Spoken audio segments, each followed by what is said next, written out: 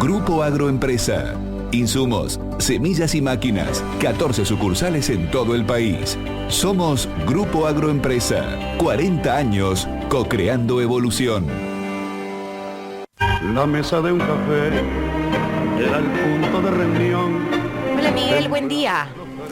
¿Cómo están? Buen día, Agustina, Guillermo y a todos los oyentes en el país. Pregunta que gatilla a la mesa de café. ¿Los presos deben trabajar? Primero. Segundo, si trabajan, ¿deben cobrar? Tercero, si se niegan a trabajar, ¿se les puede imponer? Para que tengamos el contexto adecuado en la mesa de café, en la que vamos a tener invitado al doctor Fernando Soto, que es director nacional de Normativa y Enlace Judicial del Ministerio de Seguridad. Lo saludo primero. ¿Cómo está, Fernando? El gusto de saludarlo. Gracias por sumarse. Un gusto hablar con ustedes. Para tener el contexto que corresponde, escuchemos formalmente cómo hacía el anuncio la semana pasada la ministra de Seguridad de la Nación, la doctora Patricia Bullrich. Hoy arrancamos el plan Manos a la Obra. Todos los privados de la libertad van a tener la obligación de trabajar para mantener los lugares donde son alojados, porque estos lugares son pagados con los impuestos de los ciudadanos. No puede pasar que una persona que se levanta, que trabaja, que toma un tren, que toma un subte, que toma un colectivo, cobre un salario mínimo y aquí muchísima gente sin trabajar también lo hace. Ahora todos a trabajar. El plan Manos a la Obra es que cada una de las personas privadas de la libertad colaboren y trabajen horas concretas para mantener los lugares donde viven, los penales que son sostenidos por el pueblo argentino. Ocio cero, porque el que las hace, las paga. Con el estilo de la ministra Bullrich, estilo que por supuesto usted comparte, Soto trabaja con él, es hombre de confianza en el Ministerio de Seguridad. ¿Esto no va a chocar con algunos preceptos constitucionales o de legislación laboral, doctor Soto? No, porque primero hay dos tipos de tareas de trabajo que hacen los presos. La de mantenimiento del lugar donde viven, su celda, las inmediaciones, que forma parte del tratamiento penitenciario y por el cual no reciben sueldo, sino justamente es parte de su tratamiento de detención. Ese trabajo se va a hacer más exhaustivo y con un control. Y si no lo hacen, van a tener una sanción. Eso está desde hace siempre.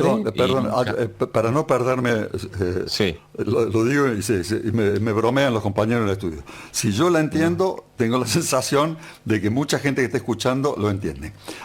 Lo que acaba de decir doctor Soto, el detenido, el preso, el condenado, no está obligado a trabajar en este momento. No está obligado, claro, está bien la pregunta, pero la gente cree que está obligado. No, por convenios internacionales, y en Argentina desde la época del 58, si mal no recuerdo, no que yo estaba en esa época, sino de lo que estudié, los presos no pueden ser obligados a realizar trabajos en forma forzosa. Por eso la pregunta que sigue es por lo que usted acaba de decir.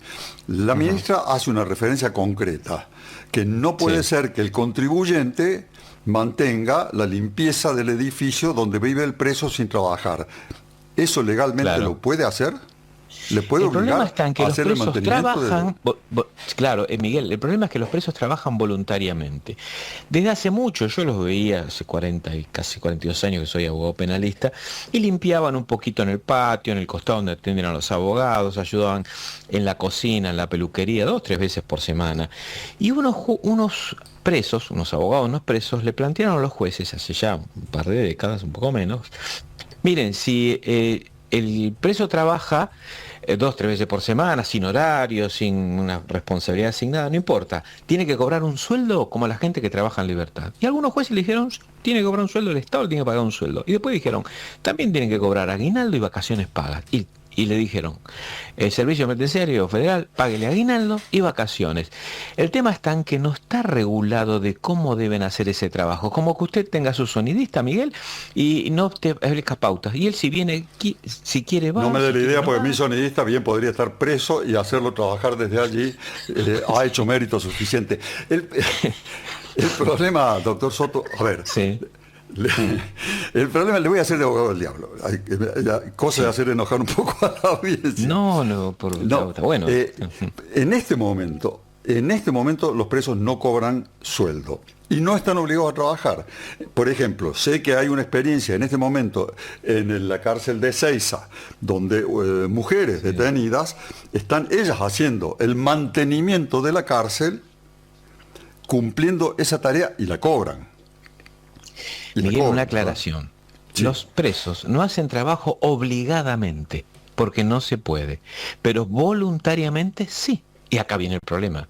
Es cuando trabajan más allá de su celda, en el aseo, la higiene, ¿sí? Cuando trabajan en peluquería, aunque sea una vez, 2, 3 veces por semana, cobran sueldo. Entonces lo que la ministra dijo ahora, esperen, los que trabajan como parte de su rehabilitación penitenciaria, manteniendo su celda, lo van a tener que hacer exhaustivamente, pintándola, arreglándola. Ahora bien, los que trabajan porque quieren en forma voluntaria y el Estado le paga un sueldo, no lo va a pagar así nomás. Vamos a exigirles que cumplan una responsabilidad, como lo cumple todo el mundo. Y si no cumplen esa responsabilidad, no le vamos a pagar el sueldo. Van a tener que cumplir una jornada, de acuerdo a su capacidad psicofísica, por supuesto, a las circunstancias de detención, pero no van a hacerlo si quieren no. Van a tener que cumplir una responsabilidad, porque los jueces le dan esa posibilidad, no estamos de acuerdo, pero bueno, es lo que establecen los jueces. Bueno, pero no se la va a pagar el sueldo porque sí, sino con una contraprestación controlada por responsabilidad. Esa es la enorme diferencia. La referencia que acaba de hacer me lleva a una de las afirmaciones de la ministra, que está previendo lo que usted acaba de sugerir, doctor, que pueda haber una distinta manera de evaluar esta situación por parte de jueces. Si un juez nos dice que le tenemos que pagar por no trabajar, afirma la ministra Bullrich, vamos a llegar hasta la Corte Suprema de Justicia de la Nación, porque eso es una injusticia para la sociedad. Totalmente de acuerdo, lo que dice la ministra es esto. Miren, no quiero poner ejemplo de sonidista, porque no. Una persona que si no cumple con su trabajo en un horario, le van a decir, mire, lo van a sancionar y después lo van a echar sin derecho a indemnización. No fue a trabajar, sencillamente. Bueno, si los jueces entienden que los presos tienen que cobrar sin ninguna responsabilidad, trabajen o no trabajen, o trabajen irregularmente sin cumplir sus pautas, lo vamos a apelar. Seguramente va a haber una catarata de amparos, habeas corpus, y nosotros le vamos a decir a la gente, mire, estos jueces, este nombre, apellido, estos jueces, consideran que el preso tiene que cobrar el sueldo aunque no haga un trabajo responsable.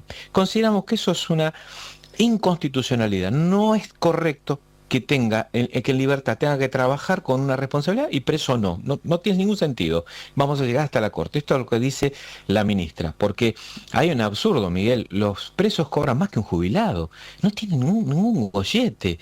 Si un preso está preso es porque tiene una condena por haber cometido un delito, por una sentencia firme. Y si no tiene sentencia firme es porque es un peligro para la sociedad, porque un juez lo determinó así, porque se puede escapar o puede afectar a la víctima a la investigación. De modo que en esos casos no se lo puede obligar a trabajar, ¿no? Ninguno de los dos. Pero si trabaja, tiene que cumplir una responsabilidad como lo cumple alguien que está en libertad. No puede ser que cobre porque sí. Bien.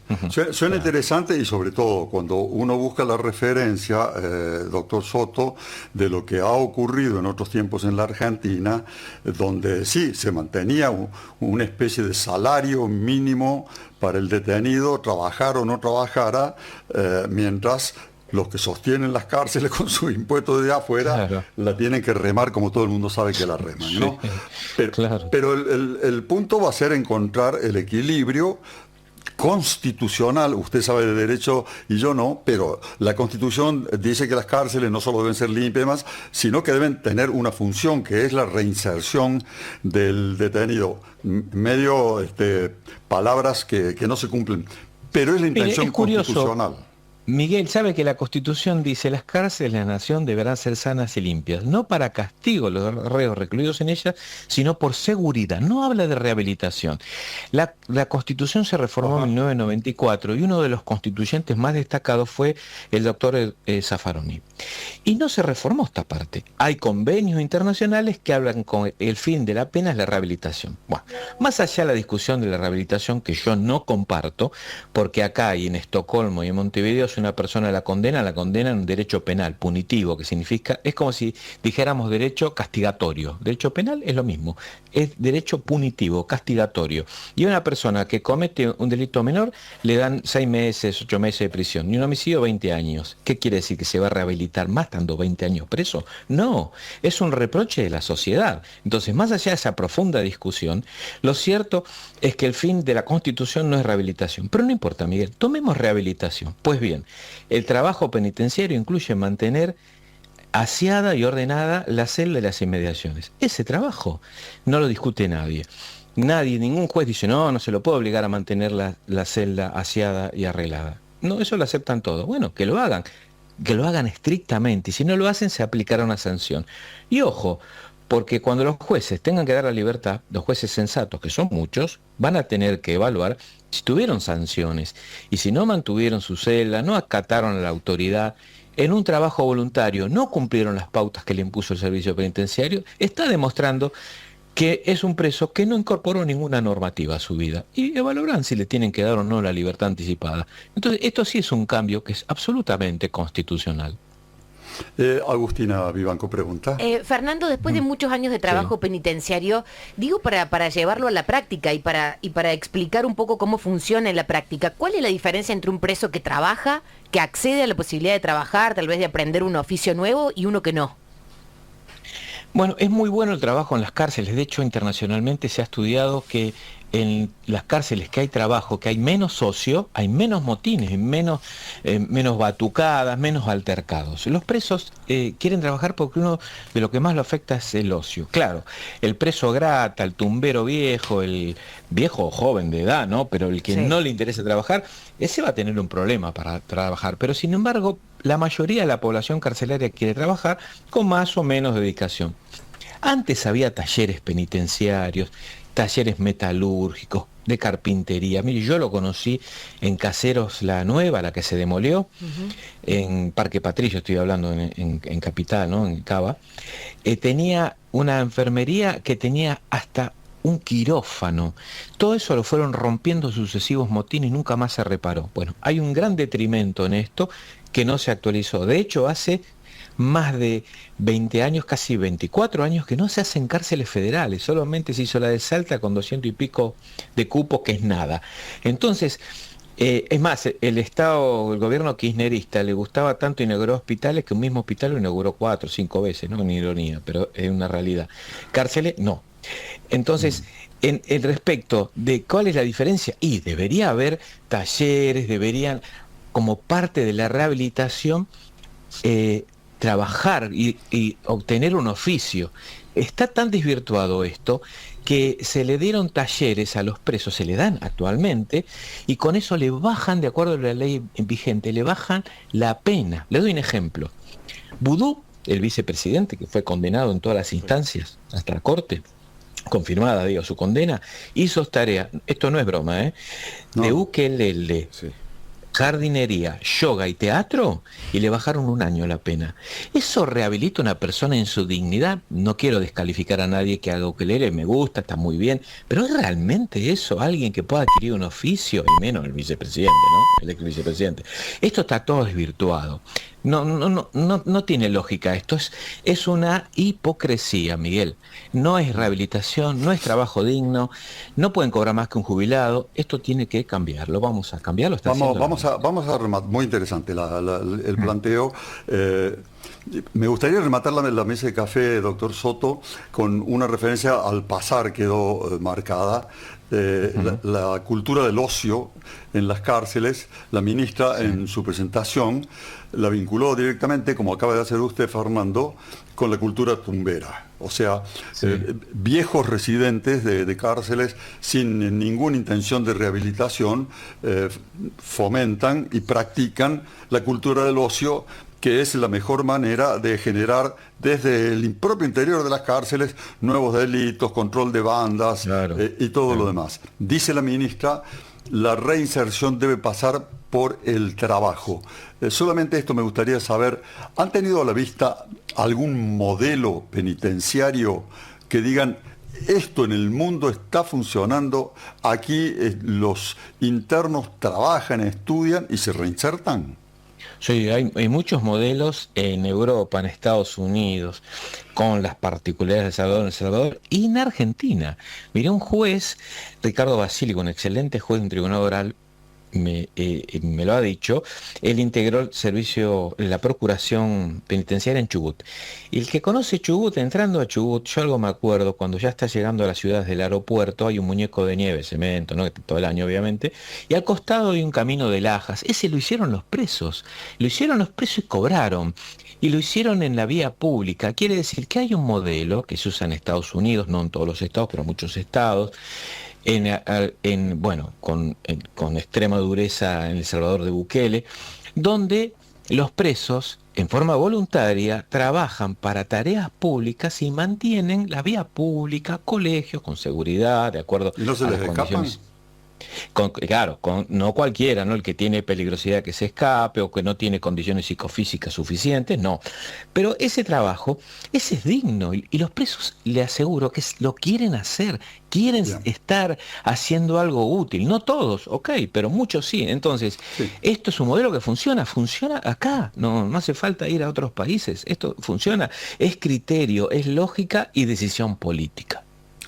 Doctor Soto, muchas gracias. Ha dejado, por supuesto, temas que van a ser motivo de debate y de polémica de nuestros oyentes, como realmente nos gusta. Que tenga muy buen día y gracias, doctor Soto. Gracias a ustedes por ocuparse de estos temas, gracias por el contacto. Un abrazo grande, Miguel. Adiós. Es enlace del Ministerio de Seguridad, el doctor Fernando Soto. El proyecto impulsado por Bullrich, Manos a la Obra, ya está vigente. ¿Cómo va a funcionar? Y hagamos otra mesa de café dentro de un tiempo sobre el tema. Gracias, Miguel. La mesa de café presentada por Grupo Agroempresa. Clavamos los flores en el naipe nuestro amor. Grupo Agroempresa. Insumos, semillas y máquinas. 14 sucursales en todo el país. Somos Grupo Agroempresa. 40 años co-creando evolución.